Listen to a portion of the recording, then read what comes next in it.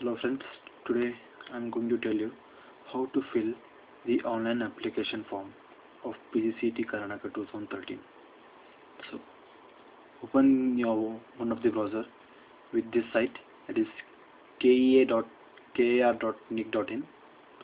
that is Karnataka Examination Authority Center. We get here. Then click here. You can see PGCET 2013 is given. So click on that. So this page will appear. Now click on this PGCET 2013 online application. Click on this. So a page will come which will show like this way. Now next, there is a new application, upload photo, print application and edit application. This for the student who is going to apply now, and this upload photo is when you have filled the application form and you're ready to upload the photo. And this is the edit application. You can only edit if you have not uploaded the photo. If you have uploaded the photo, you can't edit the application form. So be sure that each and everything is correct before uploading a photo and submitting the copy. So one more thing is, before filling the form, you must pay the fees to the examination center through NEFT. So I'm going to tell you how to fill the NEFT form or how to pay the fees through online. So here we have, since my account is SBI, so first click on the SBI button, login, and you can continue to login. And here it's my account, so which I'm not going to tell you.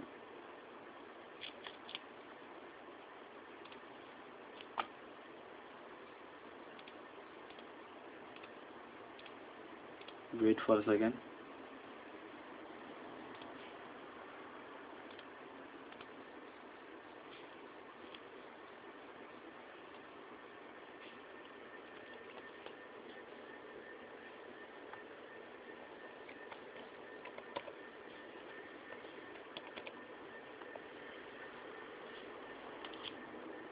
One more thing, once you are logged in, you can see some pages which will show like this way. Here is this. So this is the on my account. So to pay the fees for PGCET 2013, you have to transfer the amount to the KA Authority Center through NEFT. That is, first you have to create a profile. You can see here the profile. Click on this. So this page will come. So you can see here some of the links have been given. So click on this manage beneficiary. Before sending any amount through online to any person, you must create a profile of that person to whom you are sending the money, so that at the time of sending you can directly mention his name. That's it. So here you must write the profile password, which is different from the login password. You should know that.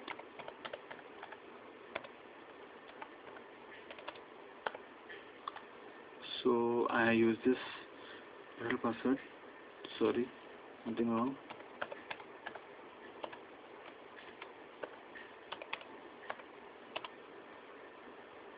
So here it comes.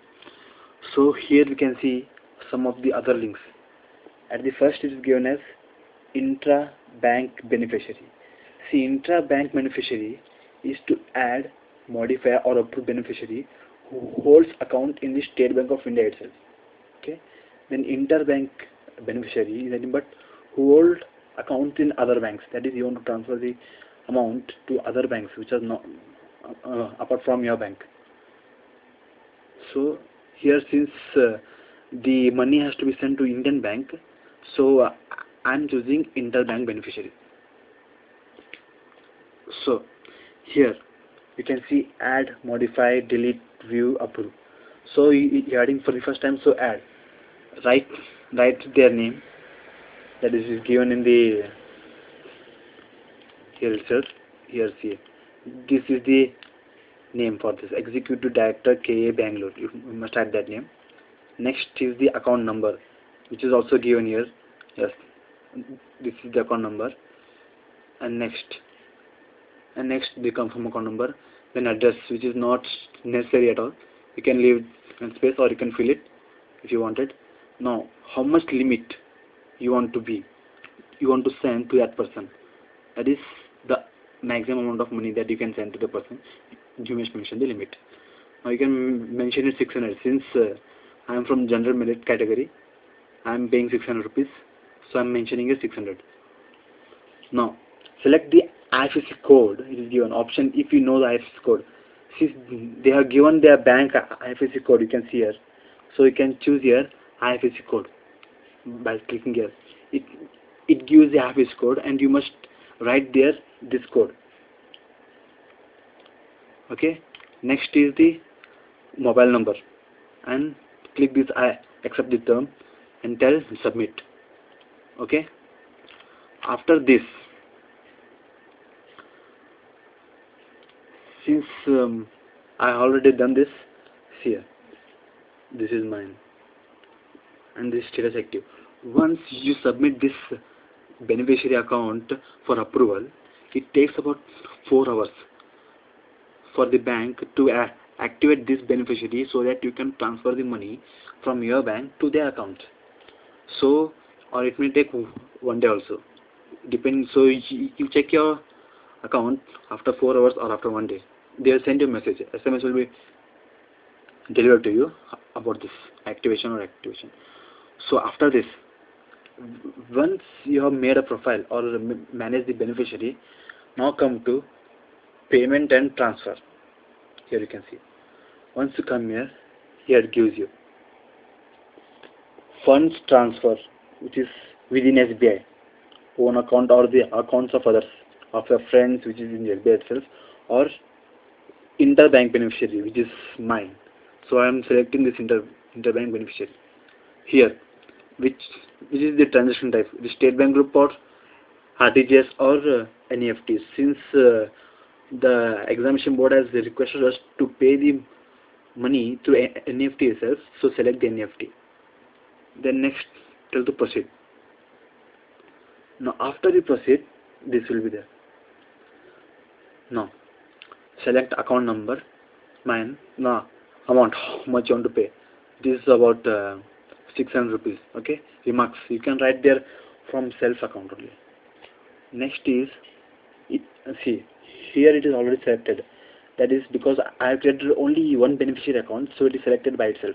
If there are 2, I have to select one of them and I have to send the money to them. So it is selected already. So the account number is also written. So schedule date. So pay now, schedule date or standing instruction. Since I am paying now itself, so I have clicked the pay now. Then test this. I accept the terms and conditions. Then submit. After you submit this, SMS will be delivered to you telling that some from your account to the beneficiary account is transferred this much money. This can be started, or this payment can be done only when the beneficiary account is made active by the bank. That is after 4 hours or 1 day, I told earlier. So before sending any money, you should know that is the beneficiary account active or no, the status. Okay, if it is active, you can send money. Otherwise, you must wait till it is active. Okay. So this is the way of filling the bank or payment to the authority. Then now comes the new application. Now click on the new application here. Wait for a second. Okay, this is the first question they ask is, did you remitted the prescribed fees through NEFT? If yes, press yes. They'll ask you name the bank where fee is emitted. It is the Indian Bank. Okay. Then enter your UTR number. UTR number is given by the bank itself. When you pay money to the Indian Bank, they give us a separate UTR number. You should note down that number into a page, and so that you can write over there. Okay. Now fees paid, how much is 600? How much is that? 600 we get. Now your date paid, when if you paid today, write today. That's it. Then personal details. Full name of candidate, ISSC. This all people know. Quota, Gita, category, total annual income, special category. This all.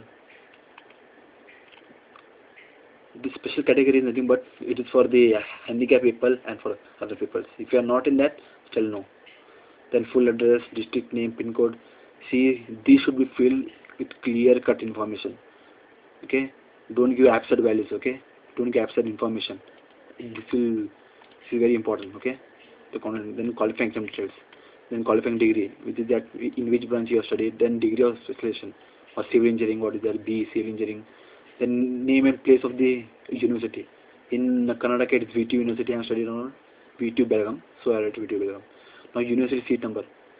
What was the college university seat number you must write. Then name of the college you studied.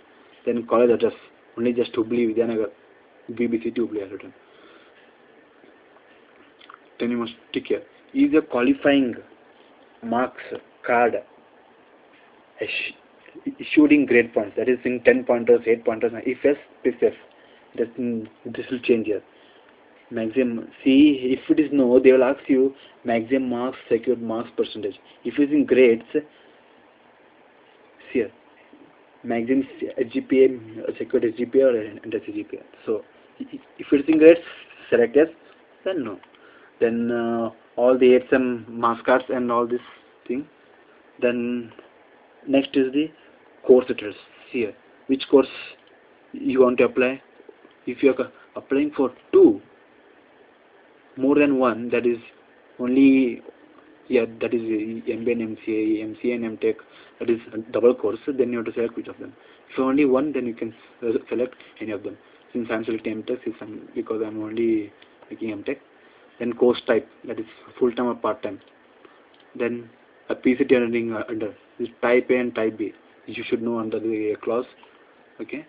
Then the PCT exams appearing course name, which is this to which branch you are going.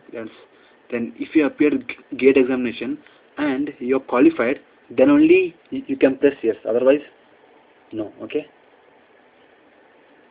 They'll ask gate code, gate marks, gate stream. Okay.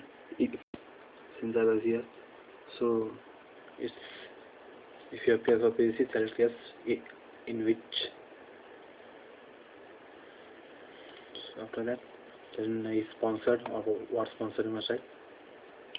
Next, I declare the version. Then you must submit this application form. Next, after submitting the application form, they will tell you to upload the photo. So before uploading, you must know that the information that you all given over here is right and up to the mark. Okay.